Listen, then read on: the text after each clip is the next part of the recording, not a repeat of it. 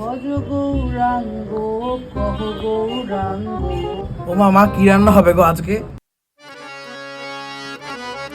সব ঠাকুর জানে কি আজকে আমাদের জন্য অন্ন মেপে রেখেছে, সব তার ইচ্ছা। এ কি করলি তুই? পাটা বই লাগিয়ে ফেললি। ঠাকুর, আমার বাচ্চাকে ক্ষমা করে দাও ঠাকুর। মা, সবকিছু ঠাকুরের উপরে ডিপেন্ড করে হয় না। যখন আমরা কাজ করব তখনই ঠাকুর ফল দেবে।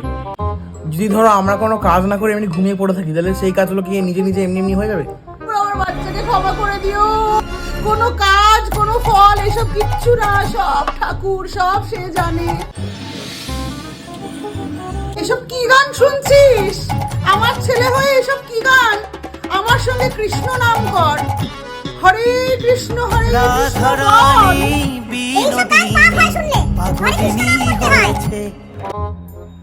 ও মামা, এত কীর্তন করার কি আছে? পুরো মাথা খারাপ হয়ে যাচ্ছে, করতেই পারছি না। শীতকাল এলেই চারিদিকে কীর্তন শুরু হয়ে যায়, আবার মাইক লাগিয়ে কীর্তন করছে। এ কি পাপের কথা বললি তুই? ঠাকুর, আমার বাচ্চাকে ক্ষমা করে দিও। অবুঝ। কিরে বাবা, কি মনে হয় পরীক্ষায় কেমন রেজাল্ট হবে? প্রিপারেশন ভালো তো? আমি তো তাকে ডাকছি, সেই তো সব।